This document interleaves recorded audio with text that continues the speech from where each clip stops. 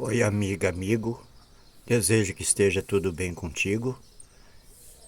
Pessoal, hoje nesse vídeo aqui eu vou te mostrar algumas dicas que eu tenho praticado aqui na minha horta e que são úteis. Aparentemente parecem simples, mas são muito úteis para o desenvolvimento das plantas, tanto no vaso como em canteiro.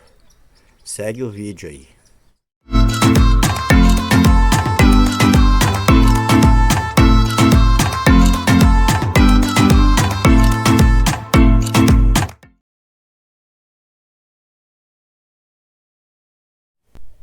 Bem, gente, aqui nós temos um conjunto de ferramentas que é o básico para se lidar com as plantas, tanto seja no canteiro como num vaso. Mas nós devemos observar na manutenção da ferramenta. No caso aqui nós temos um alicate de poda. Ele deve funcionar nessa condição aqui, sem que ele esteja travando. Para isso existe este parafuso aqui, que pode ser lubrificado com óleo de cozinha, ou seja, um óleo vegetal, qualquer óleo. Não use lubrificante à base de petróleo. Isso aí pode prejudicar a nossa planta. Outro detalhe que nós devemos cuidar é quanto ao fio. Ele não deve ter rebarbas, pois isso traria prejuízo à nossa planta, uma vez que ele faria uma mordedura e não um corte reto. Segundo objeto que eu tenho usado aqui é a tesoura, a mesma situação do alicate de poda. A gente deve manter o fio sempre reto em ambas as partes. Também aqui, se houver necessidade, pode ser lubrificado com óleo de cozinha. E quanto à higienização, gente, sempre que se fizer o uso dessas ferramentas, convém que se lave com água e sabão para retirar qualquer resíduo de terra ou outro material. Porém, logo após, a gente faz uma pré-limpeza com ela. Ou seja, a gente pode passar tanto como o álcool ou como vinagre de álcool. De preferência, o vinagre de álcool. Vinagre de álcool elimina alguma bactéria ou fungo que venha a ficar na ferramenta e evita a propagação da ferrugem. Não passe em muita abundância, apenas uma leve umedecida. Na tesoura nós vamos fazer a mesma coisa. Em ambas as partes da tesoura se passa uma leve camada de vinagre. E assim nós vamos estar com a ferramenta pronta para uso. Aqui na faca também se faz uma desinfecção. Aqui na serra também a gente pode passar uma umedecida ao longo da lâmina para que não infecte a nossa planta. Gente, isso aí deve ser feito a cada uso em cada planta diferente. Se for usar numa planta, assim que for usar noutra, faça essa limpeza, essa asepsia. Use o vinagre e faça a limpeza. Assim a sua ferramenta vai estar esterilizada e não vai propagar. Se houver fungo numa planta, não vai passar para outra. Então esta é a minha dica que eu dou para o uso das ferramentas. Aqui, gente, nós estamos tratando quanto ao tutoramento de uma planta. Esse aqui é um tomateiro, então ele já está com aproximadamente 20 centímetros e a tendência dele é se deformar se não houver um tutor. Então coloca-se uma estaca e se faz uma amarração, um laço em torno da planta, em torno do tutor, para que ele se desenvolva na forma adequada e tenha um desenvolvimento normal. Gente, aqui nós vamos ver a limpeza, a importância da limpeza de uma planta. Elas começam a aparecer com folhas mortas. Essas folhas aqui convém que se retire ou manual ou com auxílio de alguma ferramenta. Essas folhas aqui provavelmente foram atacadas por algum fungo, então elas vão contaminar as outras folhas sadias. Então daí a necessidade da gente retirar todas essas folhas mortas aqui. A limpeza deve ser completa e a gente faz então a retirada total.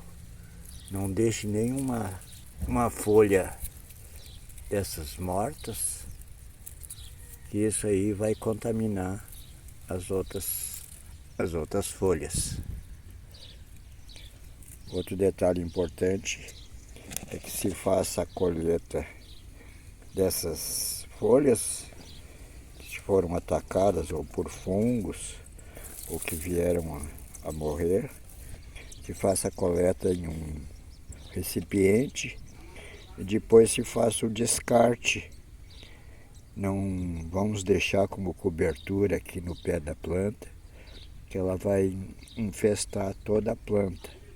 Então a gente faz o descarte dela, pode ser no lixo aí da coleta, ou caso haja possibilidade, se faz a queima dessas plantas. Mas o ideal é descartar no lixo, que ela não fique resquício de fungo aqui na nossa horta. Então é isso aí, quanto à limpeza da planta. Tanto pode ser na horta como em vaso. Sempre manter a planta livre de folhas secas ou infestada por algum fungo.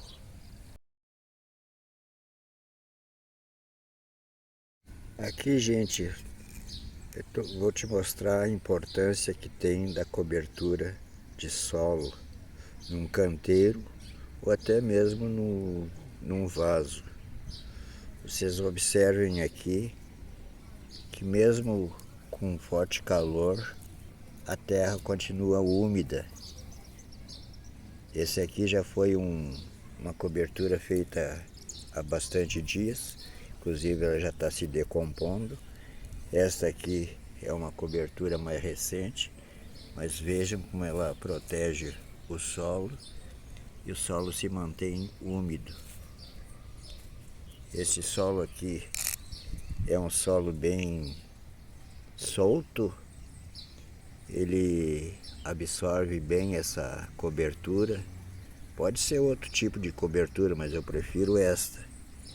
A importância disso aqui, uma é que ela protege contra a erosão da ação do vento, da chuva, e mantém os nutrientes no solo. Outro é um fator econômico. Ele ajuda a preservar a umidade no solo, consequentemente as regas vão ser bem menos e vão se gastar menos água. A gente faz uma rega bem abundante e tipo uns 5 dias, ou às vezes até uma semana, a terra continua úmida, mantendo assim a umidade para as nossas plantas. E outra é que ela protege a planta contra a ação do calor, mantendo as suas raízes sempre fresquinhas. É muito importante então que se faça o uso de uma cobertura assim. Outro detalhe é quanto à espessura da camada de cobertura. Pode usar sem medo nenhum. A espessura não vai influenciar muito, mas quanto mais espessura for, melhor para o solo. E o material vai ser mais abundante aqui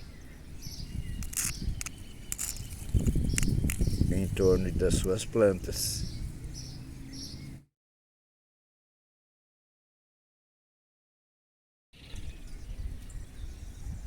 Aqui outra dica que eu dou é o plantio de ervas.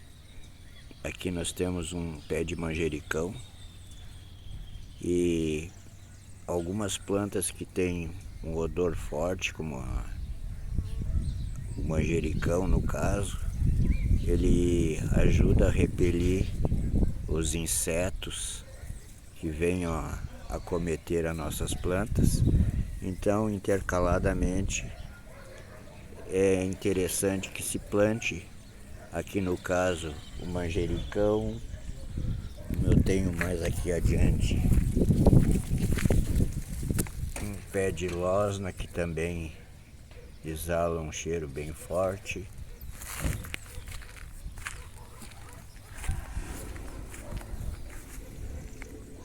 Aqui nós temos o alecrim, que também surte bastante efeito.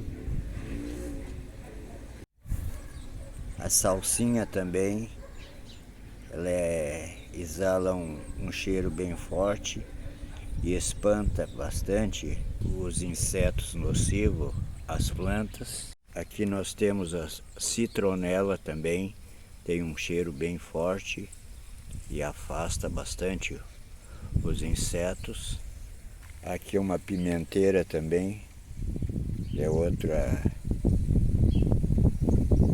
planta que afasta os insetos. A importância do manjericão é que ele sempre está florescendo e é um ótimo atrativo para abelhas, que ajuda a polinizar nossas plantas.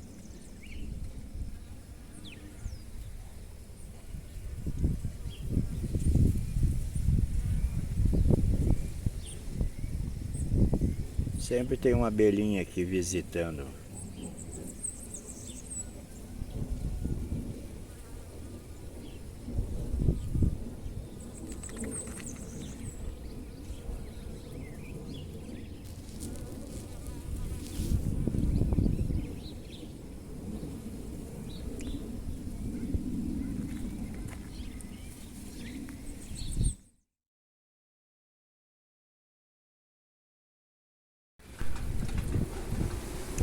Gente, nós estamos aqui com um pé de bergamota, inclusive ele já está florescido. E quanto à irrigação, que não se pode esquecer, e um reforço na adubação que eu tenho feito aqui periodicamente, a cada 30 dias, eu faço com adubo líquido caseiro. Inclusive eu já gravei um vídeo referente ao assunto, mas eu vou fazer aqui a adubação. Então, no caso aqui, a gente pode aplicar com um copo mesmo ao redor aqui da planta, uma quantidade, não precisa ser muita, em volume muito grande.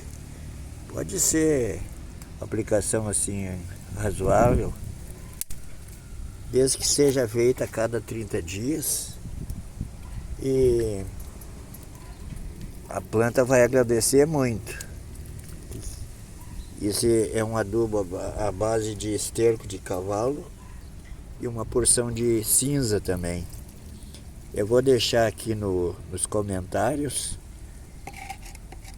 aliás, na descrição do vídeo, eu vou deixar a receitinha aqui, como eu faço esse adubo, e vocês podem estar aí aplicando nas suas plantas, que elas vão ficar muito contentes, certo?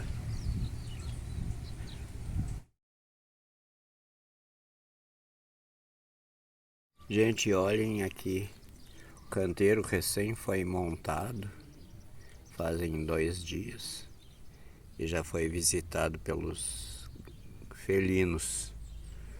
Os gatos adoram visitar um canteiro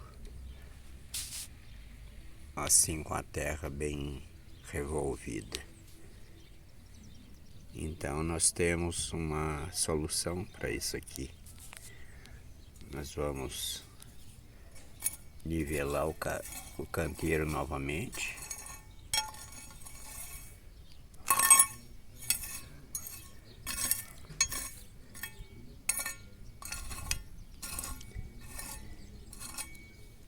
E a solução que nós temos é essa pedrinha aqui, a naftalina.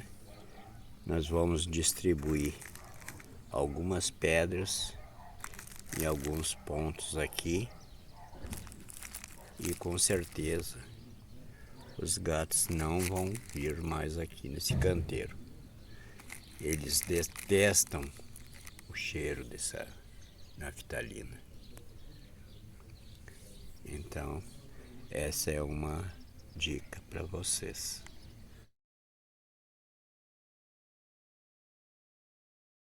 Gente, outra dica é quanto à germinação de sementes. Uma vez escolhida a semente que vocês querem fazer a muda, a dica é deixar de molho essa semente em um recipiente com água por 12 horas, ou seja, de um dia para o outro. Não precisa mais do que isso. Isso vai fazer com que a planta absorva a água, ela se hidrate e vai quebrar a sua dormência. Isso faz com que a semente passe a germinar por volta aí do 5º dia. Então, depois de hidratar a semente, vocês vão colocar ou na bandeja, ou num copinho, ou direto no canteiro, e fazer o plantio dessa semente. Note aqui, eu tenho umas sementes que já estão com 2 semanas, mas com 5 dias já estavam germinando. São sementes aqui de ervilha.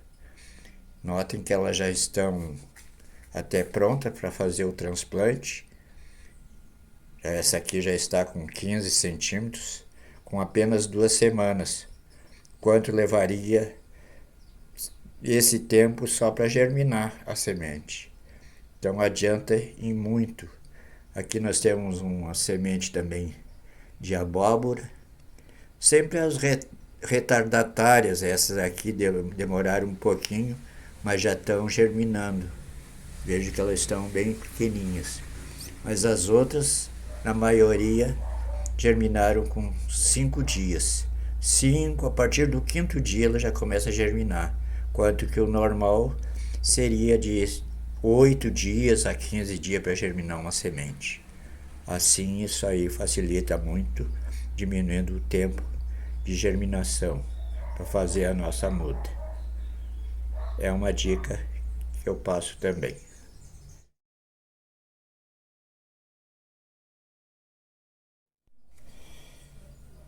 E por último, gente, é quanto à semeadura. Normalmente, quando se fala em semeadura, se pensa logo ou numa bandeja, ou num saquinho plástico, ou num copinho plástico. Mas nós temos uma dica bem legal aqui, que é gratuita, e nós vamos precisar só de um tubinho desse que vem no papel higiênico e uma tesoura. A gente vai marcar encruza aqui uns 2 centímetros, até uns 2 centímetros. Se fazer um corte nos 4 riscos.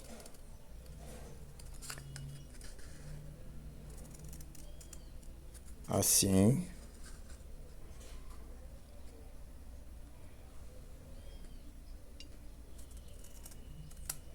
Pronto, nós já vamos estar com o nosso canudo para fazer o plantio. Agora basta dobrar as 4 pontas, assim para dentro.